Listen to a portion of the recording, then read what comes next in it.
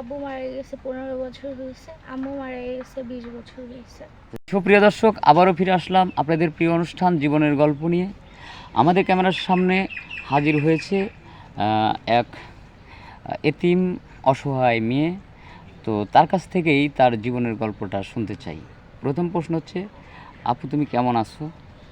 জি আলহামদুলিল্লাহ ভালো। তোমার নাম কি? আমার নাম সাথী। তোমার নাম সাথী। তোমার জন্মস্থান কোথায়? নাটোর। নাটোর। নাটোর কোন জায়গা? লালপুর। নাটোর লালপুর। তুমি কি নাটোর লালপুরেই থাকো? জি আমি গ্রামে থাকি। আজকে আসছো আমার এখানে? জি জি। আচ্ছা, পড়াশোনা কত দূর করছো? আমি 5 পর্যন্ত। 5 পর্যন্ত পড়াশোনা করছো? তোমাকে দেখে তো মনে হয় না, মনে হয় তুমি অনেক দূর পর্যন্ত পড়াশোনা করছো। আচ্ছা ঠিক আছে, যেহেতু পড়াশোনা করছো, তোমার বাবা মা আছে? না মারা গেছে। তোমার বাবা মা মারা গেছে? তখন তোমার বয়স কত ছিল? আমার আব্বু মারা গেছে 15 বছর হয়েছে, আম্মু মারা গেছে 20 বছর হয়েছে। তো তুমি তখন কয় বছরের ছিলে? আমি তখন অনেক ছোট ছিলাম। অনেক ছোট ছিলে, আনুমানিক বলতে? আনুমানিক বলতে 7-8 বছর। 7-8 বছর। তারপরে তোমাকে মানুষ করছে কে? আমার বড় বোন। আহারে, মানে বাবা মা মারা যাওয়ার পরে বড় বোনের কাছে মানুষ, মানে এটা দুঃখের বিষয়।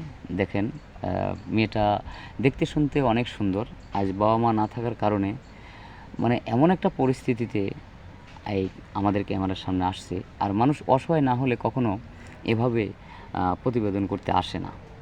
তো আসলে আমাদের ক্যামেরার সামনে আসার তোমার মূল উদ্দেশ্যটা কী? জি না, অনেকগুলি মানে মানুষের কাছে শুনলাম যে আপনাদের এখানে আসলে মানে একটা রাস্তা পাওয়া যায়, মানে কোনো এতিম থাকলে বা মানে কারো তাদের বিয়ে সাহায্য শাদী হয়, সহযোগিতা পাওয়া যায়, সাহায্য সহায়তা বা বিয়ে শাদী হ্যাঁ হয়। বিয়ে শাদী হয়, তো এই জন্যই আপনাদের আচ্ছা, কাছে আসা। তা আমাদের এখানে আসছো সাহায্য সহায়তার জন্য, না ভালো একটা জীবনসঙ্গী পাইলে তাকে বিয়ে না শাদী করবে? ভালো একটা যাতে মাথার উপর একটা ছাদ থাকে এই ছাদ জন্য। থাকে এই জন্য।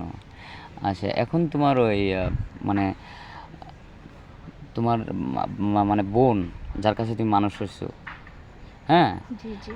তো তারা কি করে?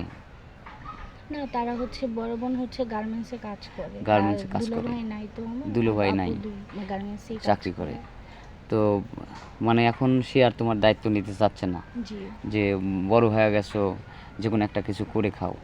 কিন্তু গার্মেন্টসের চাকরি তোমার বোন যেতে করে, তুমি করলেই তো পারতে।